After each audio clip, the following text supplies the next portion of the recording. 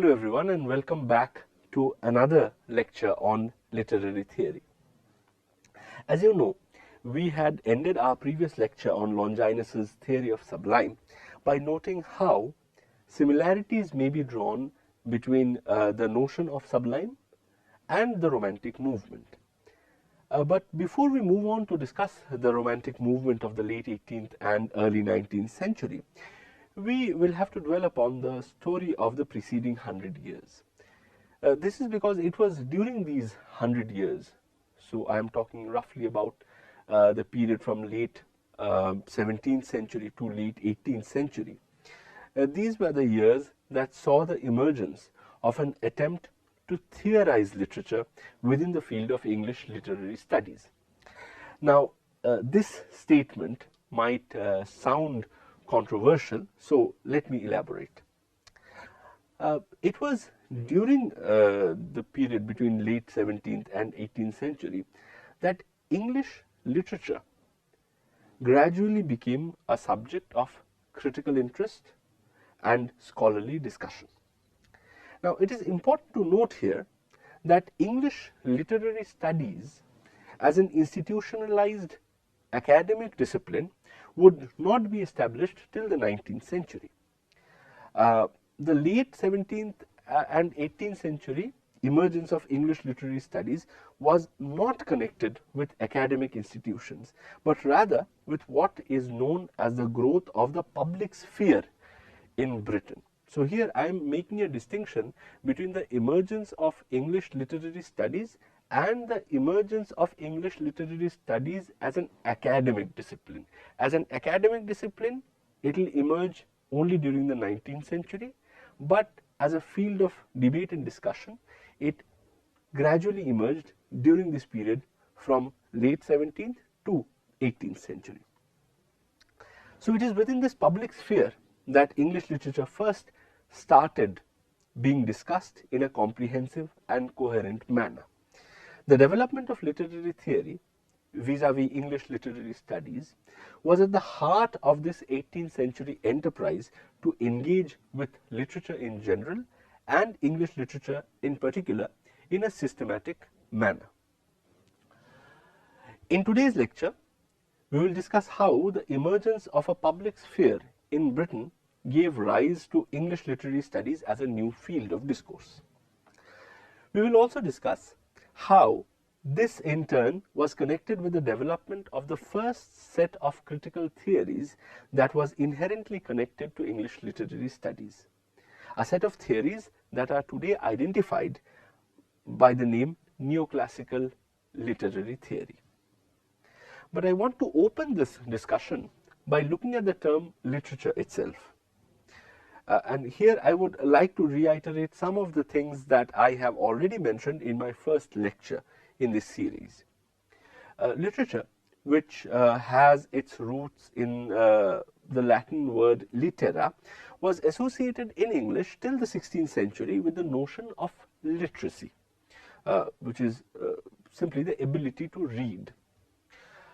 Ever since Caxton established the first printing press in Britain in the 15th century, and printed books started becoming more and more available, the ability to read printed material became one of the prominent signs of literacy. So, the literacy that was signified by the term literature now, after the establishment of the printing press in Britain, started to mean the ability to read printed material, the ability to read printed books. And literature, even today, retains this strong link to the ability to read printed books. Indeed, this is precisely why oral forms of literature are regarded as a kind of special or even marginal category within the field of literature. Furthermore, in an age where drives to achieve mass literacy was unheard of, the ability to read was a sign of accomplishment that could only be achieved by a leisured class. A leisured class who would undergo a fairly prolonged training in order to achieve literacy. This kind of time was not available to everyone in the society. The ability to read, which signified having literature in oneself, also had a limited class basis, because reading material, including printed books, was only available to a very few. They were enormously expensive compared to the prices that they have today, and at that point of time they were available only to a very few group of people within the society. So literature, ability to read printed books, was a practice that was fairly limited to a very small social class. Thus, by the 18th century, literature was firmly connected to the idea of social distinction. It was a mark of belonging to that small social group, a privileged social group. Literature, at least in the sense in which it was associated with literacy and printed books, was an activity that was far removed from the peasants' world of back-breaking manual labor. Acquaintance with literature was therefore a sign of belonging to the upper echelons of a class-bound society. But the question is, who constituted this upper echelon of society? In the Britain of 17th and 18th century, the answer to this question was actually fast changing. Because in the 1640s, England had experienced a bloody civil war, which had culminated in the beheading of King Charles I and the establishment of a republican state. This led a severe blow to the existing power structure of the society, in which the long-entrenched aristocrats, headed by an absolutist monarch, held complete sway over the affairs of the state. The bourgeoisie, as a distinct class, was making their presence felt on the political arena through trying to establish the primacy of the parliament over the arbitrary diktats of the monarchs, and the establishment of a republic in 1649 significantly tilted the scales towards their favor. These gains of the Civil War were retained by the bourgeois and even further enhanced through the Glorious Revolution in 1688, another major event in 17th century British history. And 1688, though it saw the return of the monarchical form of government, this return to monarchy was significantly different from the kind of monarchy that Britain had known till before the Civil War. William and Mary, who were made the new monarchs of Britain following the Glorious Revolution, were also administered a coronation oath in which they had to swear that they would govern according to the statutes and laws that have already been discussed and agreed upon in the Parliament. Therefore, the new center of power no longer remained the court of an autocrat, where the voice of one man reigned supreme over all other voices. Now, the site of true power became the Parliament, where the members conversed as equals and not as subordinates. This spirit of holding a discussion amongst equals, which informed and indeed still informs the idea of a parliament, was replicated in the 18th century more locally by such informal gathering places like clubs, coffee houses and chocolate houses. And these were the places which formed what is known as the bourgeois public sphere in Britain. And it is in this broader story of the rise of the bourgeois politics and bourgeois public sphere that we can locate the emergence of English literary studies and its quest to develop a coherent theoretical discourse about literature. Here, however, I need to clarify something. In British literary history, every major socio-political change has resulted in the creation or adaptation of some new kind of literature or the other. For instance, the Norman conquest of England in 1066 resulted in a great social as well as political shake-up of the country. And as a direct result of it, we see the emergence of the metrical romances, which occupies such a crucial place in medieval literary history of Britain. Similarly, the rise of the bourgeoisie in Britain during the 17th and 18th century also brought with it a new form of literature, and this new form was the novel. But my focus in this lecture is not the rise of this new bourgeois form of literature, but rather the rise of a new bourgeois form of looking at literature in general, of studying it, of studying literature, and of talking about literature. What is unique and unprecedented here is therefore not the development of a new literary genre like the novel, but rather the development of a shared parameter for critically judging literature as an art form within the general field of English literary studies. In the rest of the lecture, I will talk about two very important things. First, I am going to talk about the idea of public sphere, what it means and what was the kind of public sphere that we see developing in Britain during the 17th and 18th century. And the second thing that I'm going to talk about is a kind of literary theory that this British public sphere gave rise to, and why this particular kind of literary theory is today known by the name of Neoclassical literary theory. So, to begin with the idea of the public sphere. Now, this is a term that is most strongly associated with the work of the German intellectual Jürgen Habermas, who in his book titled The Structural, and I'm sort of referring to the translated English title of the book, The Structural Transformation of the Public Sphere, which was originally published in 1962, the German version. Habermas in that book describes public sphere as constituted by social institutions which provide a platform for debates and discussions through which public opinion is shaped.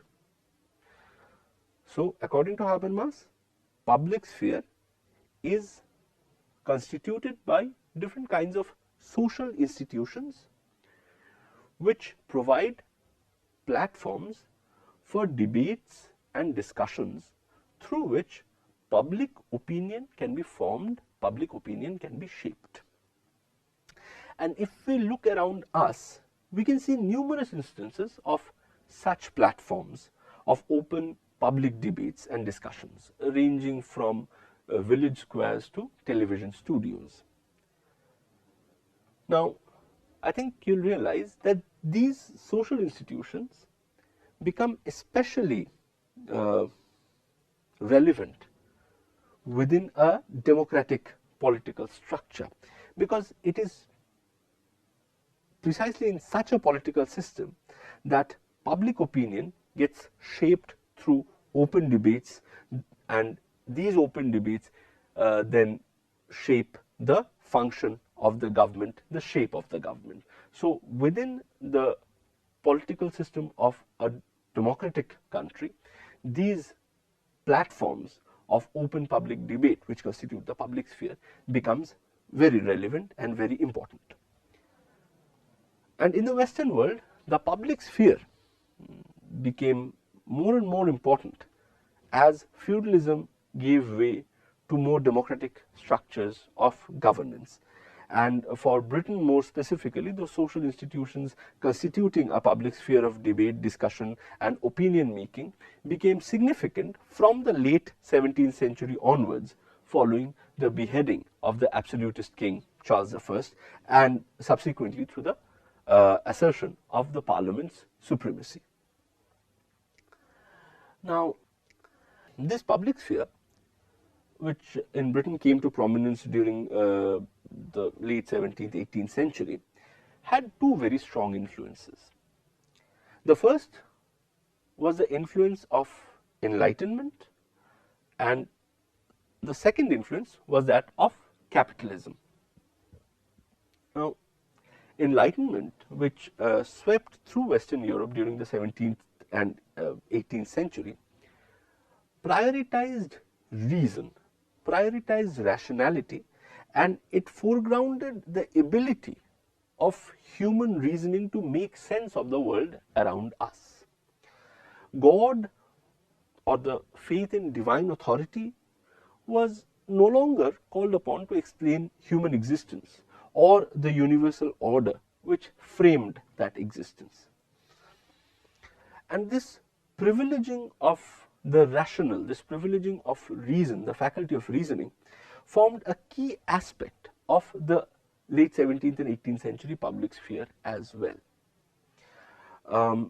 If we consider the court of a monarch, we will see that it is the voice of one person which has absolute sway over all other voices. And the reason why this single voice has an absolute sway over all other voices is because the voice of the monarch is considered to be divinely guided. And this is at the heart of feudalism. The monarch does not need to convince others through reasoning. His words are taken for granted simply because he is the monarch and is situated at the top of a hierarchical social and political pyramid, where unquestioning obedience is the norm.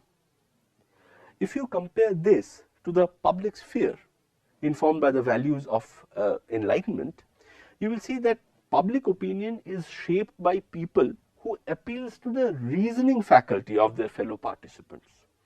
So unlike the court, the members of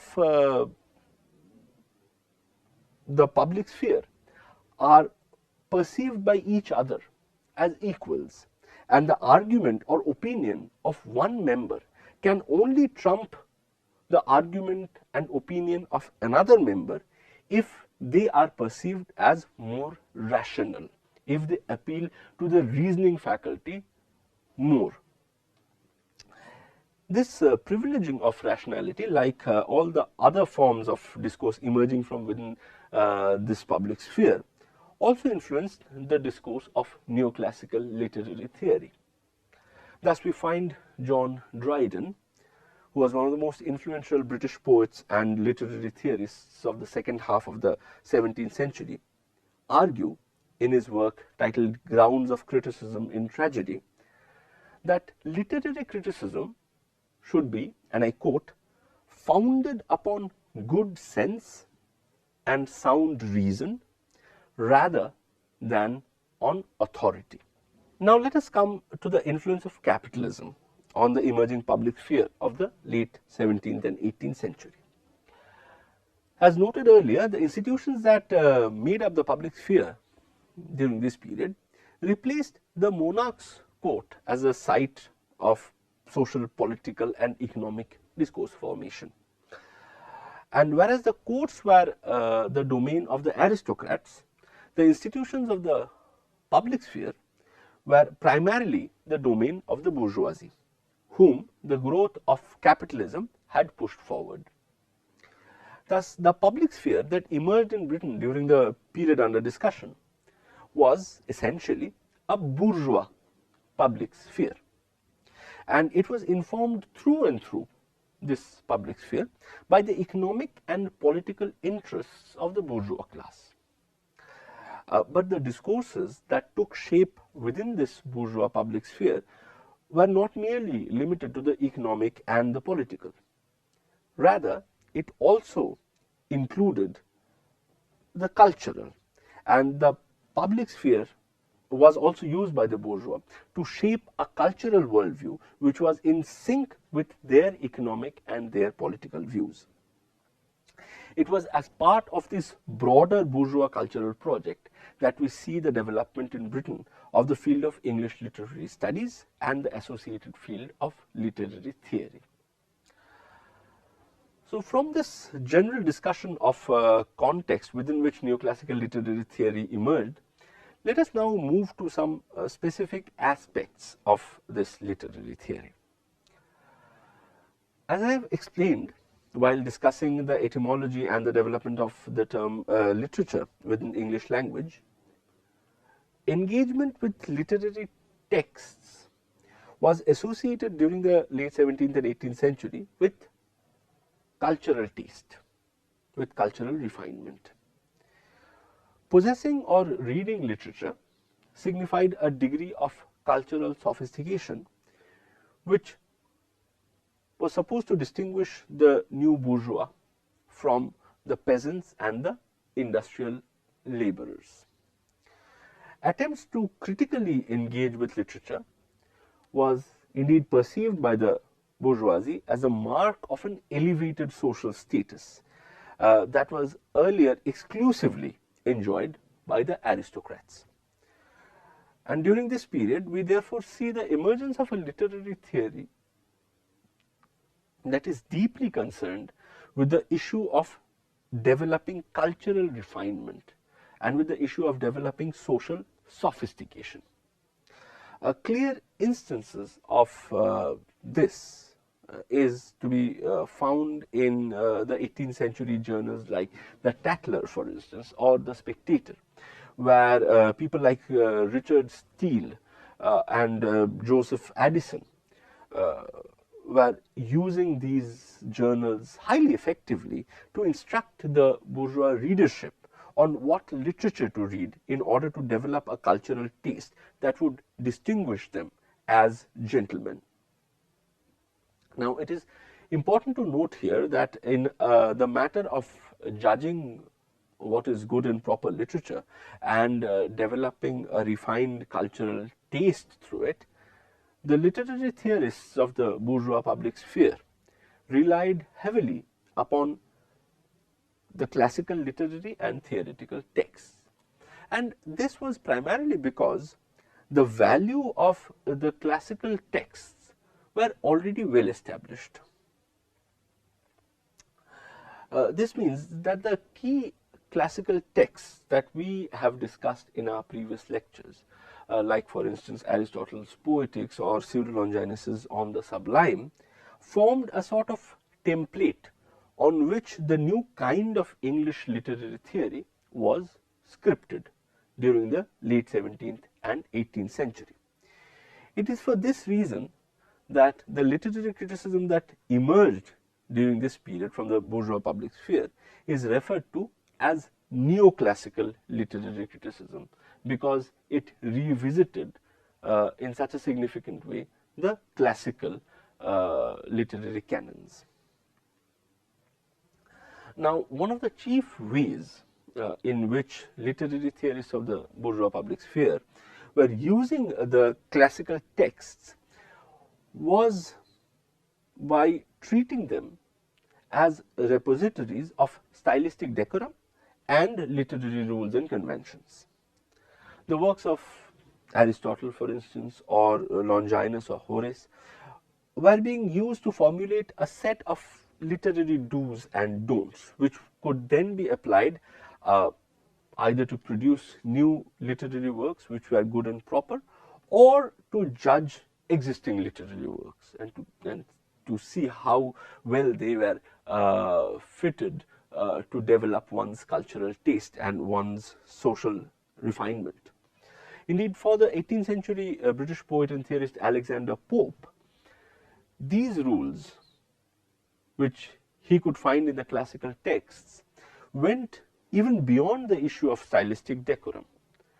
Because according to Pope, the literary conventions devised by the classical author were a reflection of the rules that underlined nature itself. So, for a literary critic or an author, acquaintance with these classical rules were not simply a matter of cultural taste, but also a matter of truthful reflection of nature and of man's place within nature. So, as Pope writes in his famous essay on man, and I quote, "Those rules of old, discovered, not devised, are nature still, but nature methodized." And then a few lines later, we find Pope advising both the author and the critic, and I quote again, "Learn hence, for ancient rules a just esteem, to copy nature is to copy them." It is, however, important to note that these rules and conventions which the neoclassical theorists culled from the texts of their classical predecessors did not evoke an unquestioning admiration. Take, for instance, the rule of the three dramatic unities. Now, this is a particular rule which enjoyed a great degree of popularity among the 17th and 18th century theorists, which stated that any play, in order to attain the elevated status of a classical Greek drama, needs to abide by three important things, three unities. The first is that it needs to have unity of place, which means that it needs to confine its actions to a single location. Second is it needs to have unity of time and resist any attempt to randomly jump forward or backward in time. And thirdly, and perhaps most importantly, it needs to have unity of action, where the plot remains uncontaminated by any subplots that might divert the audience from the main story, main focus. Now, though many neoclassical theorists believed in the sanctity of these rules, which they could see being abided by sort of classical Greek tragedians, there were also others who questioned these rules by pitching the plays of Shakespeare against these rules. Because if you read Shakespeare's tragedies, you'll see that almost all of them regularly violate each of these three unities. Thus, though on the one hand we have someone like Pope who insists that we learn just esteem for the ancient rules, on the other hand we have a text like Dryden's Essay on Criticism, for instance, where the matter of following rules and conventions of the classical authors is placed within the structure of a rational debate. So it's not something that is presented as a set of rules that is written in stone. It becomes a matter of debate and discussion, at least in Dryden. And in many ways, Dryden's text is perhaps more representative of the spirit of open debate that informed the bourgeois public sphere than Pope's admonitions to follow the rules laid down by the ancient. But in spite of acknowledging this diversity, there is no denying the fact that an excessive concern with rules, with conventions, and with stylistic decorum occupied neoclassical literary theory of the late 17th and 18th century. And this concern would remain strong till it will be displaced by the emergence of a radically new conceptualization of literature within the field of English literary studies during the late 18th and early 19th century. And it is to this new conceptualization of literature that we will turn in our next lecture, where we will start with our discussion of Romanticism. Thank you.